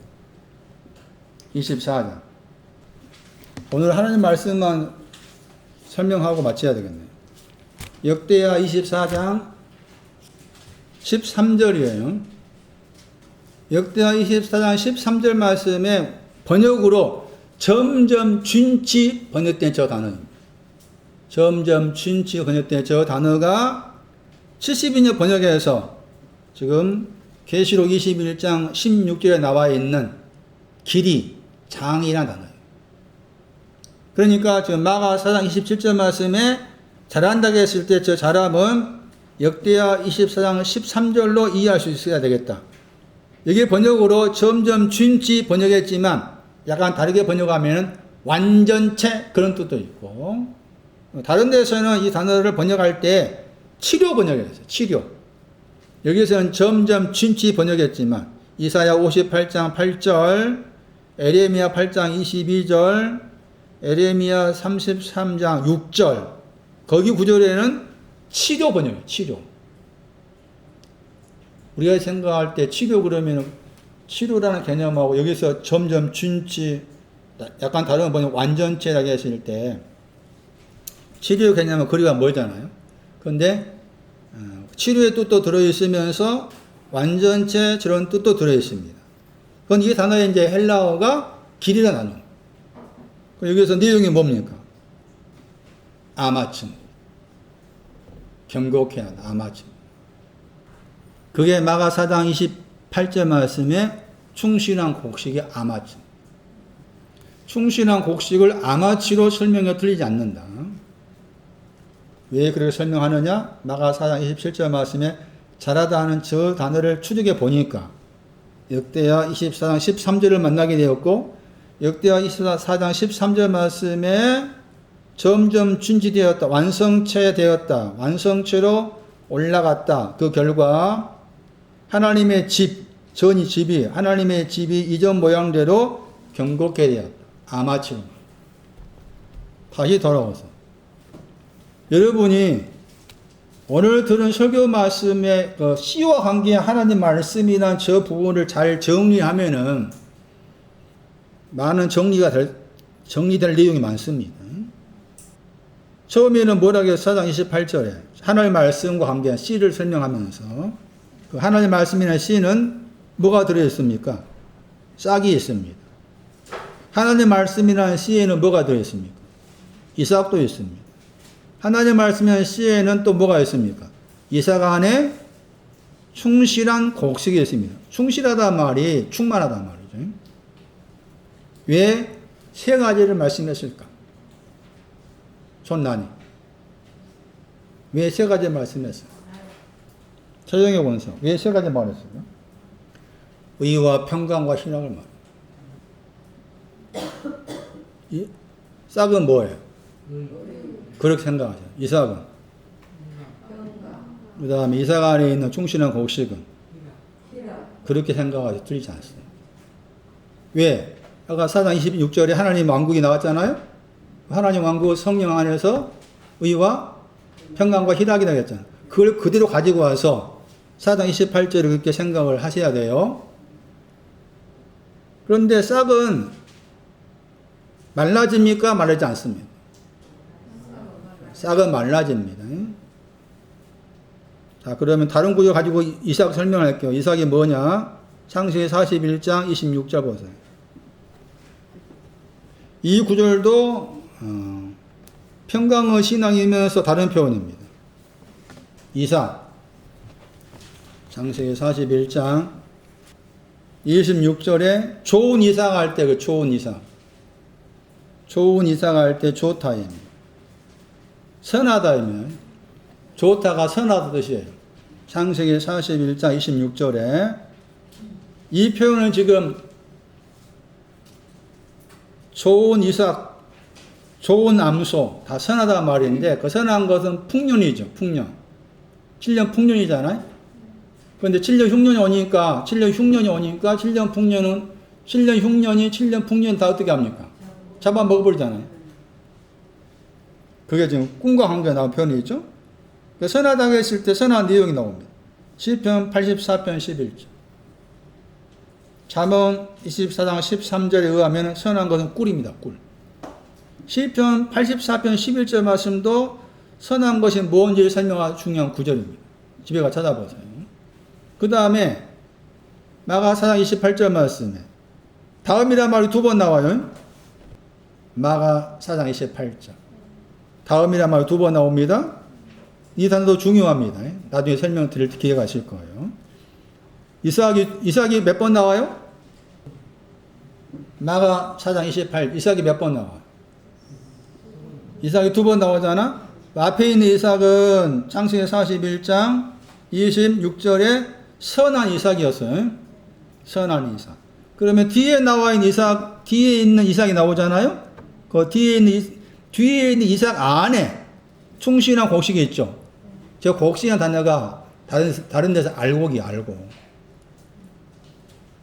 그런데 다른 데서가 뭐, 알고 번역된 경우가 많지. 마태 3장 12절, 마태 13장 25, 마태 13장 30절, 뭐, 요한복음 24절 말씀 알곡이 나오잖아요. 그러실 때 이 알곡이나 다른 구절에서 알곡 번역된 단어인데 여기에서는 그 알곡이라는 단어 앞에 알곡을 표현하는 형용사가 붙어 나오잖아요. 충만하다. 그러니까 그냥 알곡이라는 표현하고 여기서처럼 충만한 알곡이라는 말로 의미가 다른 거지. 우리는 대부분 알곡이 되어서 마태 3장 같은 경우 알곡이 어디 갑니까? 곡관에 들어가잖아. 알곡이 곡관에 들어간다고 했을 때 곡관을 대부분 천국에 생각해. 그럼 알곡이 신앙대가 천국에 들어간다 이렇게 생각해. 그럼 다 끝이야. 끝이 아니란 거야 그 말은. 여기도 왜 알곡의 단어 앞에 충만한 알곡을 붙였냐 그 말이야. 예? 다르다 그 말이야. 알곡 곡관에 들어갔잖아. 곡관에 들어간 이유가 뭐예요? 존나 왜 알곡 곡관에 들여보내? 곡관에 가서 뭐 해야 돼? 충실하라고. 충실하면 어깨 하나 곡관에 들여보냈다. 그런 뜻이다. 그러니까 알곡이 나와 있는 방금 소개한 마태 3장 12절부터 찾아봐. 집에 가셔가지고 공부하실 분들은. 그러니까 알곡이 곡관에 들어갔다고 했을 때 곡관에 들어간 것으로 곡관을 천국으로 생각하고 천국에 들어갔다. 알곡이 되었다. 이제 다 됐다. 아니다 그 말이야. 곡관에 들어간 이유가 충만한 알곡 되게 하고. 그럼 충만한 알곡이 되려면은 어디 안에 있어야 돼? 어디 안에 있어야 돼? 여기. 이삭 안에 있어야 돼. 이삭 안에서만 충만한 알곡이 되는 거야. 이삭 안에 들어가지 아니하면은 충만한 알곡이 안 돼. 그래서 이삭이 2번 나온 거예요. 거기에 이삭을 2번 나오게 했냐 그 말이지. 그래서 이삭은 내용이 2가지라 그 말이죠. 그래서 앞에 있는 이삭은 선한 이삭이지만 뒤에 있는 이삭은 창세기 41장 26절에서는 선한 이삭이 했잖아요. 그 다음에 창세기 41장 27절 봐야지. 무슨 이삭이에요? 속이 빈 이삭이에요. 속이 빈 이삭. 속이 빈 이삭이 마가 4장 28절 말씀에 2번째 이삭인 거예요. 속이 빈 이삭 안에 있어야만이 충실한 알곡이 되는 거예요. 알곡에 충실하게 돼. 그러니까 곡간에 알곡을 넣으신 것은 충실한 것을 얻기 위함이고 또 한편에서 곡간에 들여보냈다 그 말은 속이 빈 이삭 안에 있는 것 같은 것. 속이 빈 이삭 안에 있는 것 같아. 알곡 곡간에 들어간 것은 마태 3장 거기 12절 말씀처럼. 다시 이삭은 2가지를 말한다. 그 대표적 구절이 창세기 41장 26절 말씀에는 선한 이삭이. 선한 이삭은 창세기 41장 27절 말씀에 속이 빈 이삭이 나오는데 속이 빈 이삭이 선한 이삭을 잡아먹어. 그러니까 선한 이삭이 속이 빈 이삭을 이길 수 없어. 선한 이삭이 더 낮은 단계라 그 말이지. 속이 빈 이삭은 더 높은 단계라 그 말이에요. 그래서 이삭의 내용이 마가사장 28절 말씀에 이삭 안에 있다 이삭은 속이 빈 이삭을 말해. 자, 여기까지 됐어요? 자, 안 되면 자꾸 들어보시고 질문을 해야 돼. 근데 너무 잘 아셔가지고 질문 안 해. 너무 잘하니. 그래서 저는 질문이 없으면 너무 감사하다. 저렇게 질문이 없이 다 이해하시니 이거 얼마나 감사한 일인 거야. 내가 수고한 기분이 드네. 그 생각을 그렇게 하는 거예요. 왜 이삭에 대한 다른 구절 소개하고 속이 비었다를 설명할게요. 마가 2장을 보세요. 이 구절 굉장히 이삭 관계의 중요한 구절입니다. 다른 구절은 이삭 관계에서 제자들이 이삭을 따먹었다 나오죠. 그 표현이 나옵니다. 이삭 관계해가지고. 마태 12장 1절, 누가 6장 1절도 마찬가지일 거예요. 이삭을 먹었다 나와 있어요. 벌려요? 마태 12장 1절. 마가 2장 보기 전에. 마태 12장 1절. 이삭과 관계에서도 마태가 보는 관점, 누가가 보는 관점, 마가가 보는 관점이 달라요. 동사를 다른 동사 쓴 거지. 마태 12장 1절에 밀밭을 통해서 안식일에 하면서 시장해가지고 이삭을 잘라서 그거 나와야죠. 이삭을 잘라서 먹기 시작했다 말씀입니다. 거기에 아르코마의 시작하단 말입니다. 이삭을 자르기 시작했단 말. 이삭을 자르기 시작했습니다. 그리고 먹었습니다. 혹은 이삭을 먹기 위해서 이삭을 자르기 시작했습니다. 그러니까 여기서 마태가 생각한 이삭은 잘라서 먹으려고, 잘라서 먹기 위한 표현이잖아요? 맞아요? 누가 6장 1절. 지나갈 때 제자들이 이삭을 잘라서 먹었다겠죠? 그것도 이제 또 표현을 누가가 또 덧붙였죠. 뭐라 덧붙였습니까? 손으로 모여가지고. 손으로 비벼가지고 먹었다. 했는데 지금 마태하고 누가는 이삭을 잘라서 먹는 쪽에 지금 초점 맞춰졌죠. 이삭을 잘라서 먹었다. 그런데 마가 2장 보세요. 마가 2장 몇 절이라겠어요? 23절이죠. 마가 2장 23절 보세요. 번역된 거 보세요. 안식일에 예수께서 밀밭 사이로 지나갔다겠죠. 제자들이 뭐라 하겠어요? 왜 이삭을 잘랐어요? 마태하고 누가는 왜 이삭을 잘랐어요? 먹으려고. 마가는 왜 이삭을 잘랐다겠어요? 열다가 만들다. 길을 만들다. 그럼 왜 길을 만들기 위해서 이삭을 잘랐단 말이죠? 그럼 이삭이 뭐 한다고 그 말은? 길을 가는데 이삭이 뭐예요? 방해하니까. 예? 이삭이 방해하니까 이삭을 잘라버리고, 잘라서 길을 만든 거라. 다른 표현이죠? 그러니까 이게 비교하면 그 재미가 있는 거라. 아, 마태는 이삭을 먹었다. 물론, 이삭을 먹었다 의미가 사실은 먹어버린 것이, 물론 길을 만들기 위한 의미도 들었다 볼 수가 있는 거지. 그러나 우리가 그냥 읽으면은 먹는 쪽에 초점이 있고, 마태 누가는, 마가는 아니다. 길을 만들기 위해서 이삭을 잘랐다. 그럼 이삭이 길로 가는데, 베세메스 길을 가는데 이삭이 방해를 하고 있으니까 잘랐다 그 말인 거지. 그러면 이삭은 마가 4장 28절에 이삭은 앞에 있는 이삭도 잘라야 되는가 안 잘라야 됩니까? 잘라야 돼. 뒤에 있는 이삭은, 속이 빈 이삭은 그거 잘라야 돼. 속이 빈 이삭이 충실한 곡식을 만들기 위해서 필요하지만 충실한 곡식을 만들었으면 잘라버려야 돼. 그래서 길을 만드는 데 있어서 방해가 되니까 이삭을 잘랐다. 거기에 초점이 있어야 한다는 거예요. 그 말의 의미가 중요한 거지. 자, 그렇다면은 창세기 41장 27절 말씀에서 속이 빈 이삭이라고 했을 때 속이 비었다가 어떤 내용이 있냐 그 말이죠. 속이 비었다. 속이 빈 이삭 안에서 충만한 열매, 알곡이 되었다 했을 때 속이 비었다. 레위기 26장 20절에 속이 빈 것이 뭐냐? 아까 무고이란 단어 나왔죠. 시편에 같은 내용입니다. 비어있단 말입니다. 그 비어있는 내용이 그 구절입니다. 레위기서 26장 20절에 헛되다 저 단어입니다. 헛되다 저 단어가 속이 비었다. 헛되다가 속이 비었다. 속이 비어있는 이상, 헛된 이상. 내용이 뭡니까? 코와우입니다. 코와우. 덕시가 날개치며 그 코와우. 코와우가 없는 거 속이 빈 이삭입니다. 그래서 마가 4장 말씀에서 코와우가 없는 속이 빈 이삭 안에 있어야만이 충실한 알곡으로 바뀌어진 거예요. 그 충실한 알곡도 이제 충실한 알곡의 내용도 코와가 되는 거죠. 그래서 속이 빈 이삭은 덕수자 날개치면 높이 올라간 것과 관계된 코와의 벗겨진 옷이었죠. 또 그런 점이 코와였습니다. 한 구절을 보고 마칠게요. 방금 본 구절입니다. 레위기서 26장 20절. 다시 보세요. 산물 번역습니다. 레위기 26장 20절에 산물. 그 땅은 산물을 내다 주지 않았다. 코하우가 비어있기 때문에.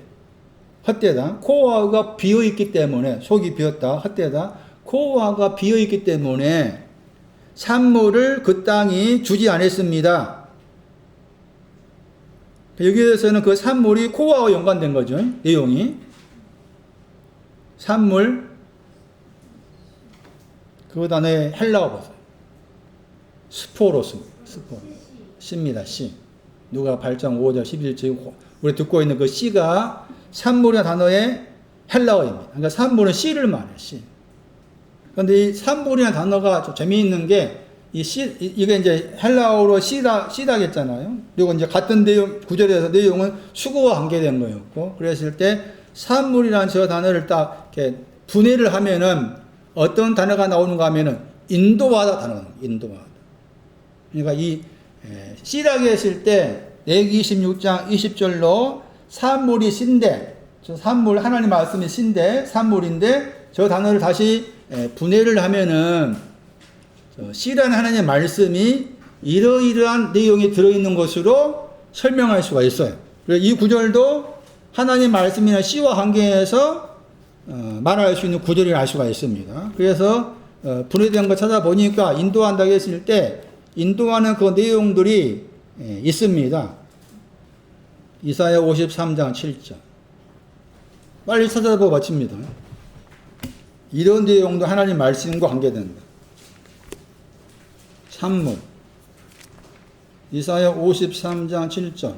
도수장으로 뭐 한다고 했어요? 끌려가다 저 단어. 야발 저 단어가 산물이라는 단어의 동사입니다. 그러니까 산물은 씨고 하나님 말씀인데 도수장으로 끌려가는 어린 양과 연관됩니다. 두 번째. 시편 45편 16. 순서입니다. 순서. 시편 45편 16. 하나님 말씀이란 산물은 인도하다. 도수장으로 인도하시고 45편에서 두 번 나오는데 처녀를 인도한다. 시편 45편 15절에 처녀를 또 왕께로 인도한다고 했죠? 찾았어요? 그 다음에 세 번째가 욥기서 21장 30절. 순서입니다. 순서. 인도한다고 했을 때 인도함에 대한 순서입니다. 인도하신 것이 시의 내용이다. 나를 도수장으로 인도하시고 주의 죽으심이죠. 죽으심 인도하시고 처녀인 나를 왕 되신 하나님께로 인도하시고 이 말이죠. 욥기서 말씀에는 21장 30절에 끌려 나감이 되었다겠죠. 멸망은 날. 멸망은 나를 향해서도 인도합니다. 이 멸망이라는 저 단어가 진노란 뜻입니다.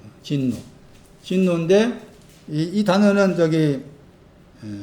시편 2편 12절 말씀에 아프라는 진노와 관계됩니다. 그래서 이 멸망이라는 단어가 영어 번역을 진노 번역에는 잘한 거예요. 진노로 번역해야 됩니다. 욥기서 40장 11절 말씀을 참고하면은 이 멸망이라는 저 단어가 시편 2편 12절에 진노라는 단어와 관계됩니다. 그래서 진노로 인도하십니다. 나를. 진노가 뭔지 알게 하기 위해서 인도하셔요. 그것도 인도하심입니다. 그것도 하나님의 말씀과 관계된 거예요. 그리고 이제 45편 15절 말씀에 또 인도하시죠. 딸로. 앞에서는 처녀로 인도하시고, 내용이 달라요. 처녀로 인도하신 그 길하고, 그 다음에 어디로 인도하신다고? 제가 잘못 말했네. 45편 16절이 처녀야. 처녀가 45편 16절이 먼저고, 45편 15절이 그 다음에 인도와 받는 순서가 처녀가 먼저 인도와 받지 않아요? 맞아요? 처녀가 인도와 받죠? 45편 15, 16절 중요해. 45편 16절 말씀이 먼저다. 인도와 받는 순서가. 45편 15절이, 그러니까 45편 15절 16절 그 사이에 45편 16절 그 다음에 시편 45편 16절 처녀들이 인도함 받은 그 다음에 욥기서 21장 30절에 들어가야 되고, 욥기서 21장 30절 다음이 시편 45편 15절에 들어가야 돼요. 그러니까 시편 45편 15절 저가 왕의 딸. 찾았어요? 왕께로 인도함 받는다 할 때 저는 왕의 딸을 말해. 왕의 딸이 인도함 받는 그 목적지하고 처녀가 인도함 받는 목적지가 다르다는 거예요. 무슨 말 모르겠어요? 손난이가 알면 다 아는 건데. 그러면 처녀가 인도함 받는 곳이 어딘가 하면 왕궁이라고 했잖아요. 왕궁 그랬죠? 저 궁이 다른 데서 뭐로 번역하면 외소가 돼. 바깥쪽이란 말이죠. 그냥 바깥쪽 인도함 받는 것이고. 그냥 딸이 인도함 받는 것은 앞에 거기 14절 말씀에 궁중 그랬죠? 궁중이란 말 나오죠? 저 궁중은 안쪽이 안쪽. 왕궁할 때 궁은 외소가 되고, 그 다음에 45편 14절 말씀에 번역을 이렇게 해놨잖아요. 궁중 번역했잖아요. 저게 안쪽이라. 그러니까 비교하면 거기 비교해야 돼. 14절 말씀에 궁중 번역된 저 단어는 집이 두 가지인데 안쪽에 있는 집이 있고 그 말입니다. 바깥에 있는 집이 있다 그 말입니다. 그런데 16절은 바깥의 집을 말해. 바깥쪽에 해당이 되고, 그러니까 처녀가 인도함 받는 방향은 바깥의 집으로 간다 그 말이고, 딸이 인도함 받는 방향은 안쪽의 집으로 간다는 거예요. 그게 이제 인도함 받는 방향 목적이 달라. 이 처녀는 처녀라겠다. 왕의 딸은 앞에 거기 말씀에 14절 말씀에 옷이라 나오잖아. 우리 번역은 수 놓았다를 거기 옷으로 설명했잖아요. 옷이라 수 놓았다 그랬어. 이게 미스 프린트야. 미스 프린트. 수 놓았다가 옷이야, 옷. 찾았어요? 수 놓았다가 옷이라고. 거기 또 봐봐. 저 옷이 무슨 옷인가? 어디 나왔어요? 내부식 어디 나왔어? 어디 나왔지? 아내로서 옷. 시편 거기 102편에 나왔잖아. 이게 이 옷이 내부시랑 옷이 왕의 딸이 가지고 있는 옷이라. 그러니까 인도함 받는 방향이 목적에 따라 다른 거예요. 처녀가 인도함 받는 방향은 집은 집인데 바깥쪽 집으로. 그 집을 크게 두 가지로 말해요. 집을 말할 때. 그 열왕기상 7장 50절. 열왕기상 7장 50절 보시면 집이 둘이고 문이 두 개예요. 그 구조 굉장히 중요한 구조예요. 딸의 신앙은 이미 바깥에를 지나온 사람이야. 처녀는 아직 바깥에 오지 않았어. 그러니까 바깥으로 인도했고, 딸의 신앙이 바깥으로 왔어. 바깥에 오니까 이제 안쪽으로 가야 돼. 그래서 인도 그렇게 하신 거라. 근데 그 사이에 여기서 말씀에서 아까 말한 그 진노라는 멸망이 있는 거지. 그 사이에. 순서로 다시 이사야 53장 7절.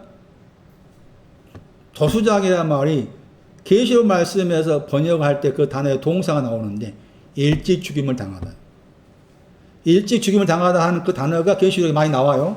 그 단어의 명사가 도수장 할 때 단어. 그러니까 거의 먼저지.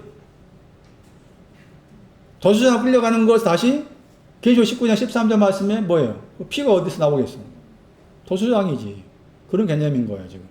그래서 인도하다 산물이라는 저 히브리어의 레기 26장 20절에 산물이라는 히브리어의 단어가 동사가 인도하다이다. 인도하다를 가지고 딱 추려서 보니까 이렇게 이런 순서로 매길 수가 있겠다. 그래서 서기한 이사야 53장 7절, 시편 45편 16, 욥기 21장 30절, 시편 45편 15절, 그리고 이사야 55장 12절. 하나님 말씀이라고 했을 때 우리가 왜 제가 이렇게 하나님 말씀에 대해서 장황하게 여러 성경 구절을 인용해서 말씀드리는가 하면은 이 구절도 용이 올라가야 되는데. 요한복음 10장 보세요. 우리가 전에 프랭카드에 붙여놓은 그 구절이잖아요. 왜 이 말씀 하셨는가를 이제 알 수가 있는 거예요. 요한복음 10장 35절 보세요. 하나님의 말씀은 그랬죠? 하나님의 말씀이죠? 요한복음 10장 35절에 하나님 말씀이죠. 자, 이제 하나님 말씀 그러면은 계시록 19장 13절 가야 되고, 그 다음에 하나님 말씀이 C니까 고린도후서 9장 10절 가야 되고, 방금 소개한 레위기서 26장 20절도 가야 되지. 그거 다 포함된 거 하나님 말씀 생각하셔야 돼. 그 하나님 말씀을 받았다고 했잖아. 무엇이 되다의 뜻이다. 하나님의 말씀이 되었다. 약간 다르게 번역하면 하나님의 말씀이 이루어졌다. 뭐라 말하면 그 사람? 하나님 들이란 거다. 그러니까 하나님의 말씀이 C가 고린도후서 9장 10절 말씀 C가 두 가지인데 그 말씀이 내 안에 이루어졌을 때 나를 너는 하나님이구나 하신다는 거죠. 응? 하나님 말씀 그래서 하나님 들이다는 이 표현이 하나님 말씀이 이루어진 것 관계에서 이 표현이 나온 거예요.